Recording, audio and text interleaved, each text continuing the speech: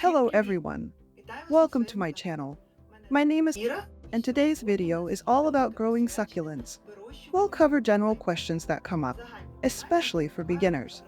What kind of lighting, watering routine, and substrate composition should you choose so your plants thrive and bring you joy? Even if you're not a beginner but still have questions, I really hope you find my video helpful. But first, I want to clarify that I'm not an expert in this field. I'm not claiming to be some sort of succulent growing guru. I've just been growing them for a few years, built up my own experience, and simply want to share that experience with you. So if you're interested, stick around, and we'll go through everything step by step. Alright, let's talk about lighting for succulents. I'm not going to force anything on you. I'm just sharing my experience because I made my fair share of mistakes back in the day, and I really don't want you to repeat them. For me, lighting is one of the most crucial prerequisites for beautiful, compact rosettes, vibrant colors, and healthy growth. I used to think, it's fine, the room is bright enough. But then I'd notice my succulent stretching out, with large gaps appearing between the leaves, completely losing its plump, compact shape. And I just couldn't figure out what was wrong. Honestly, I lost more than one plant this way. The answer was actually very simple. There wasn't enough light. Now I know for a fact that the absolute best thing you can give your succulents is sunshine. Not just a bright room, but specifically south, east, south, or southwest facing windows. For instance, this balcony of mine faces southeast. Basically, you need windows where the sunlight actually shines directly into the space. Succulents need a minimum of 6 to 8 hours of bright light a day. Ideally, 8 to 10 hours of intense lighting, not direct scorching sunlight, because that can burn them, but rather very intense bright light. As you can see, I grow my plants on the balcony. No grow lights, no lamps, just pure natural light. And honestly, when your windows face the right direction, get enough sun, that's more than enough. You can see for yourselves that they look pretty good, even though it's February right now, mind you. We've barely had any sunny days at all lately.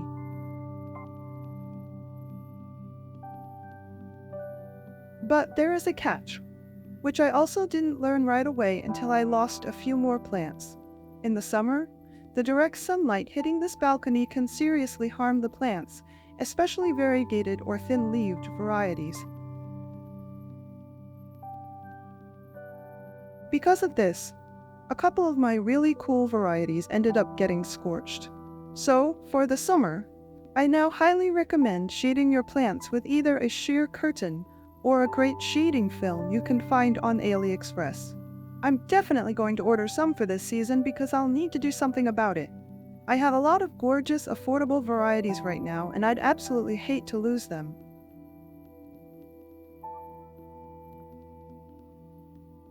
Now, if you still don't have enough natural light, what are your options? You'll need to use grow lights. However, you can't just use standard lighting levels. While the lamps themselves might be similar, the amount of light you'd use for Hoyas or Folias or Philodendrons simply won't be enough for succulents. It's just too weak.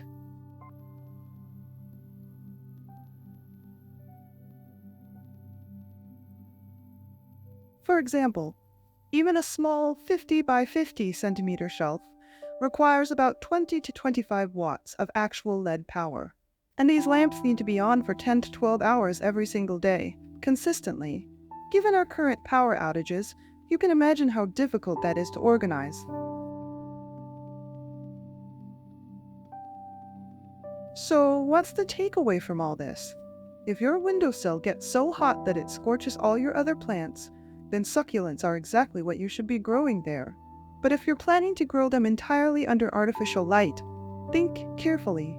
It's expensive and not very convenient. Plus, keep in mind how hot it will get in your home during the summer if you're running grow lights all day.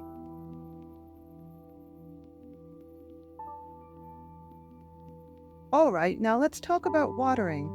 How do I water my succulents? Look, succulents are plants that absolutely need water. There's this myth, a stereotype, that succulents thrive without water. That's just not true. I'll actually be dedicating my next video to common myths and stereotypes about succulents.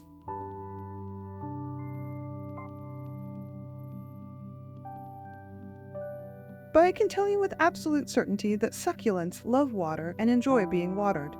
You just need to water them a bit differently than your other houseplants. Succulents need to be watered differently depending on the temperature and the amount of available light.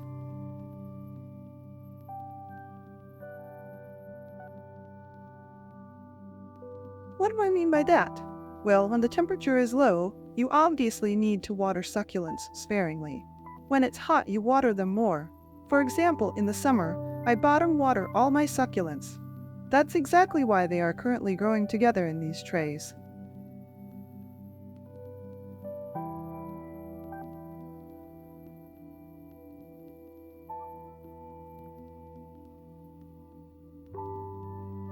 I don't really love the look of it, to be honest, but I'm not going to repot them into individual pots, especially ones without drainage holes, which is a topic for one of my future videos.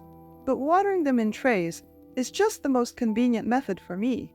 I pour water into the trays, the plants soak up as much as they need, and then I suck up the excess water with this rubber bulb syringe by just sticking it in and drawing out whatever is left. I usually do this the next morning if I watered them in the evening. I'll come check and just remove any leftover water. Sometimes, though, they completely soak up every last drop.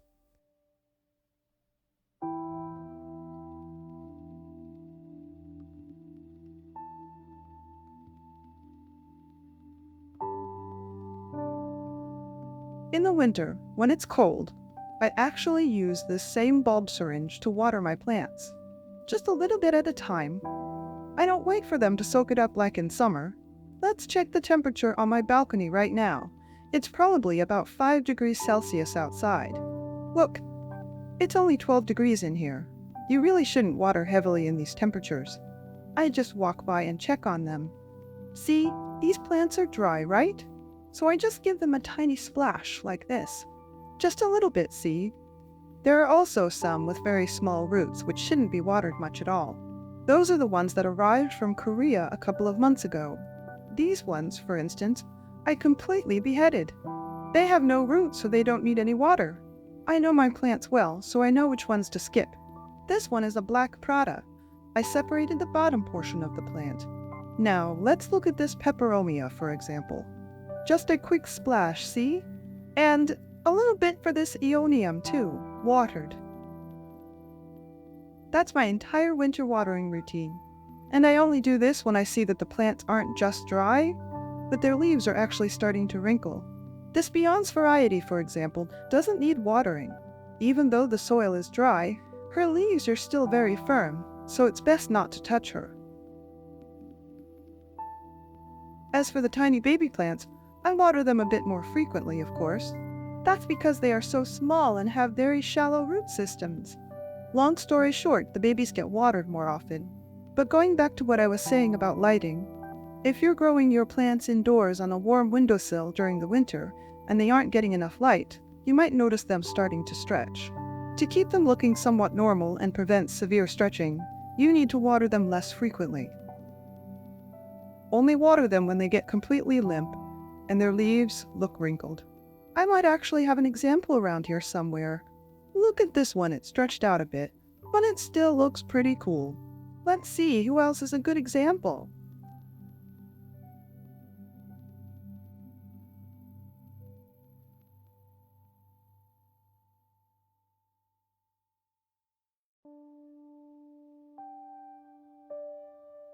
Actually, it shouldn't look quite like that. The leaves need to be even more wrinkled. Here, for example, is an Echeveria lilacina. See how soft it is? That's when you know it's time to water. Well, I think I've covered everything about watering. I hope it all makes sense. If anything is unclear, feel free to ask in the comments. I'll gladly explain it again because I know I can be a bit all over the place sometimes. My thoughts get tangled, and I might have forgotten to mention something. Alright, let's move on to another very important aspect of growing succulents. I'm going to show you my potting mix, the exact substrate blend I make and grow all these plants in. To do that, we're going to head inside the apartment. Okay, so we've covered two of the three main topics today, lighting and watering succulents. I hope everything I tried to explain was clear. If you have any remaining questions on those topics, definitely drop them in the comments. Now, let's look at one last crucial element, the substrate for growing succulents.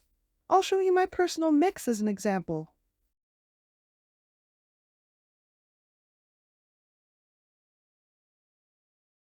I'm not insisting that my potting mix is the absolute best, but it works perfectly for me, and it works for several important reasons, which I'll explain right now.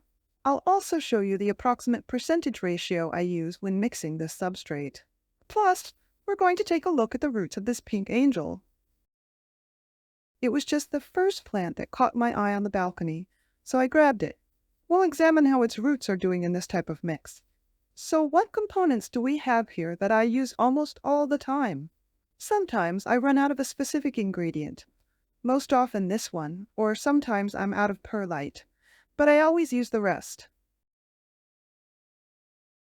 First up is peat moss. The peat moss I use is Klasman Tetz 1. I'll insert a photo of what it looks like, just in case my pronunciation isn't totally clear. Why does it look like this right now? It's dried out. I bought it a couple of years ago in a massive 200-liter bale.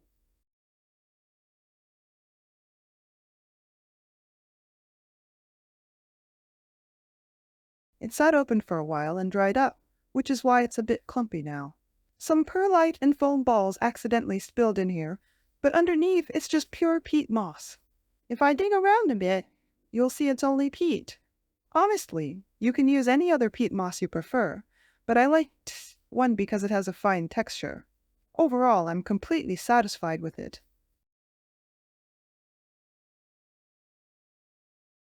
The next ingredient is quite common, but you need to be a bit careful when adding it to succulent soil. It's vermiculite. As you can see, I have a fairly coarse grade here. I think I managed to find a really good quality one, though I can't remember exactly which online store I bought it from.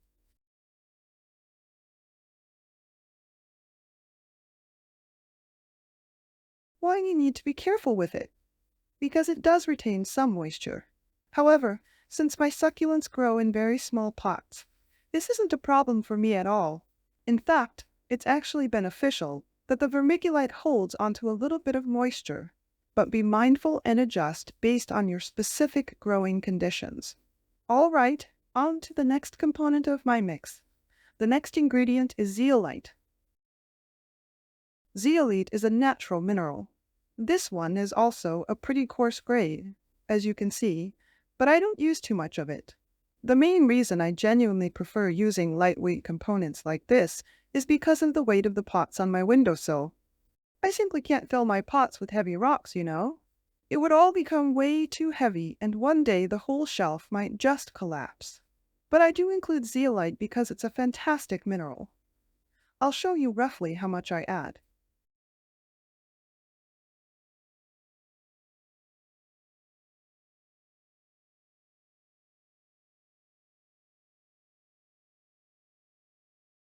And here's another popular ingredient you all know, perlite. This batch is quite fine, as you can see, but believe me, it's not the finest.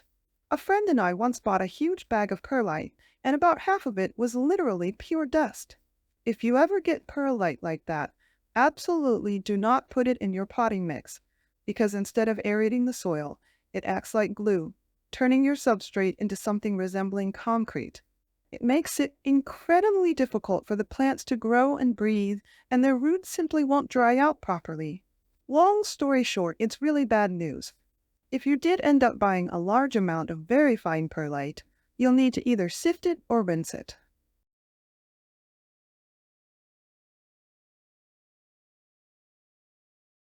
However, sifting it indoors is highly dangerous because perlite dust easily settles deep in your lungs and stays there for a very long time. If you constantly ignore this hazard and inhale the dust, it can lead to serious respiratory problems, potentially even asthma.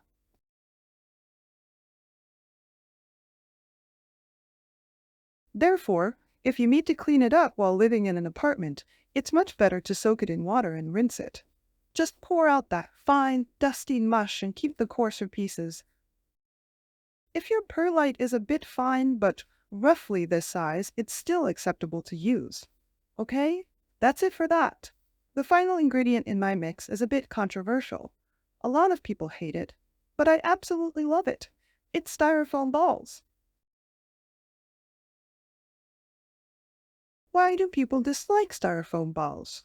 Because they are incredibly lightweight and highly prone to static cling. If a breeze comes through right now, these balls will fly everywhere. All over me, the apartment, the balcony, everywhere. But it doesn't bother me. I'm used to it. They are large enough that I can easily pick them up by hand or just vacuum them up. For me, this is an absolute must-have ingredient, especially for drainage. I just break styrofoam apart by hand. As I mentioned earlier, I can't use Lisa, expanded clay pebbles, because it's simply too heavy for my windowsill. Plus, since I grow on a balcony, Lisa fluctuates in temperature. It heats up quickly in the sun and cools down fast in low temperatures. That doesn't work for me. It would either chill the roots or heat them up significantly more than styrofoam or these foam balls do. So, I use these styrofoam balls for drainage, and I also mix them directly into the substrate.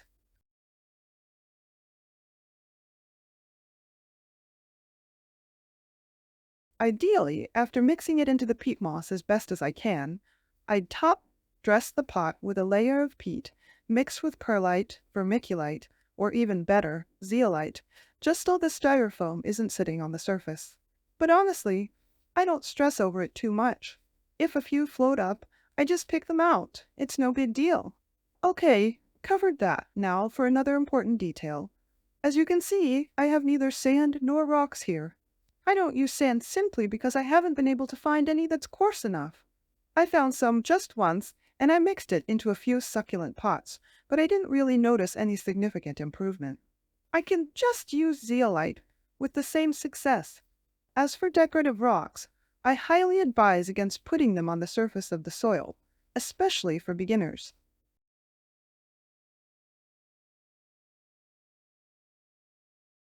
I touched on this earlier when talking about watering, but it also applies to soil moisture evaporation. Let's say you've mixed what seems like the perfect substrate with the ideal percentage ratio. Everything seems great. Your soil should dry out properly. You've calculated everything perfectly.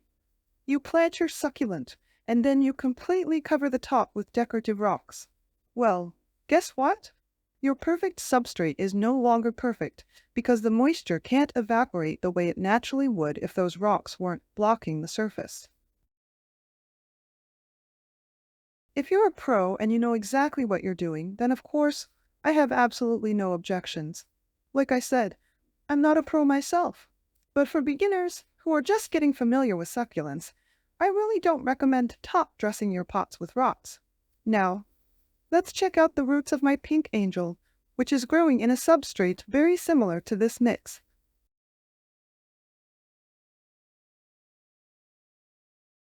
Here, look at these roots. I'm just showing you visually what's inside. Look, at the very bottom, I have broken pieces of styrofoam. I had some regular styrofoam lying around, so I threw it in here for drainage. Then, as you can see, there are the foam balls. They aren't causing any issues. You can even hear the zeolite rattling as it spills out.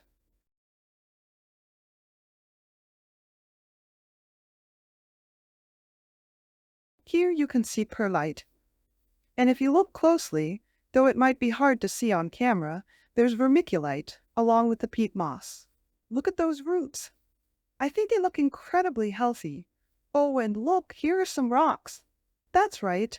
A friend actually gifted me a little bag of decorative rocks to use as a top dressing. But I just went ahead and mixed them right into the soil. And it works perfectly, see? So, there you have it. The roots are fantastic, and the rosettes look perfectly normal. The fact that the stems are bare at the bottom is just how this specific echeveria naturally grows. And, as you know, I don't water them very often during the winter anyway. So, there you go. Just by eyeballing this mix, you can probably guess the rough proportions of everything I put in here. But let's actually mix up a fresh batch together in this little tray right now. And then I can top off the seshiveria with it, since a bit of its soil just spilled out. I think this will wrap up the topic of substrates. All right, let's grab some peat moss. I do everything bare-handed without gloves. I'm just used to it by now. So let's add this much, making it about half of the mix. By half, I mean half the volume, not half the weight, because I have no idea how many grams this actually is. Now, let's grab a bit of zeolite. Just like this, that's enough. Now some perlite. And slightly less vermiculite. Like that. Perfect.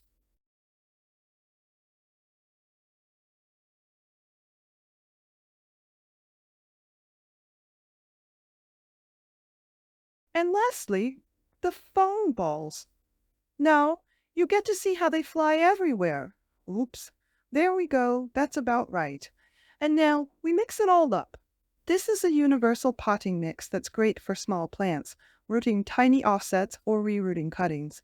The ratio here is about 50-50 between soil aerators and peat moss. But if you want to grow larger mature plants, you should adjust the ratio to about 70-30. That means 70 aerators, the gritty components I just added, and only 30's peat moss. That's because larger pots dry out much slower, so you really want to increase the drainage materials. But it all ultimately depends on your specific growing conditions. The main goal is for the soil to dry out quickly, so the roots aren't sitting in soggy moisture, and the plant stays happy and healthy. So, by simply using these base ingredients, you can tweak the mix to create your own ideal succulent substrate. And that's it. It's incredibly simple.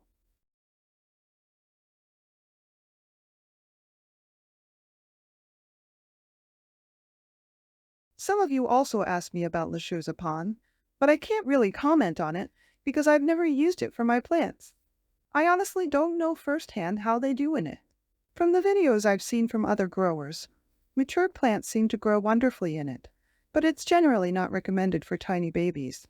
It makes sense to me, though. For tiny baby plants with very shallow root systems, you need a slightly more moisture, retaining substrate, like peat moss or at least coco coir, so the delicate roots have something to grab onto and absorb moisture from. If you plant them straight into pure grit, and Lechuzapan is essentially just a mix of stones, you might run into some problems. I don't know. Definitely experiment. And if anyone has successfully grown babies in it, please share your experience with us in the comments. It would be super interesting to read. Personally, I stick to my own mix. By the way, for one of my upcoming videos, I've already bought a bag of commercial store, bought succulent soil. I want to buy a couple more just to compare, and together we'll find out why all the plant vloggers are constantly screaming, "Don't use store, bought cactus and succulent soil." I'm extremely curious myself. I haven't even opened the bag yet because I've literally never bought commercial soil like that before. We'll open it together and try to figure out why it's supposedly so bad for growing plants. Personally, I suspect the real issue is just a severe lack of proper drainage materials like perlite or grit. But we'll see in the next video. Well, I think that covers everything about soil. If anything was unclear, keep dropping your questions down below. I'll gladly answer them, and I always love reading your comments. Well, thank you all so much for watching my video all the way to the end. I'll keep brainstorming new topics for us to discuss next time, and I look forward to chatting with you in the comments and in my upcoming videos. Bye everyone, have a wonderful and peaceful day.